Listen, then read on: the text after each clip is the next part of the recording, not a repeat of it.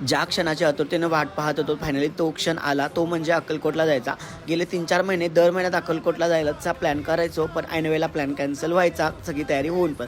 पण म्हणतात ना, की स्वामींच्याकडे जायचं असेल तर आपली इच्छा नाही, तर स्वामींचं बोलावणं पण यावं लागतं आणि फायनली तो दिवस आला आणि ती अनुभूतीसुद्धा आली. इथे स्वामींचा आशीर्वाद घेऊन नारळ वगैरे फोडून आरती करून वगैरे आम्ही प्रवासाला सुरुवात केली. अशा प्रकारची आम्ही मिनी बस ठरवली होती आणि सगळेच जण होते फॅमिलीमधले आणि आमच्या कॉलनीमधले बरेच जण होते आणि फायनली आम्ही प्रवासाला सुरुवात केली.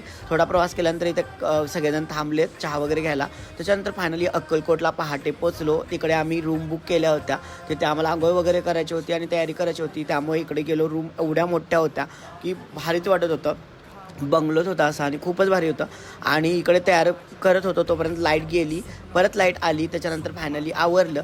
आता अक्कलकोटमध्ये काय झालं, कसा दर्शन झालं, या सगळ्या गोष्टी तुम्हाला पुढच्या व्लॉगमध्ये पाहायला मिळतील. तोपर्यंत भेटूया पुढच्या व्लॉगमध्ये. Bye bye.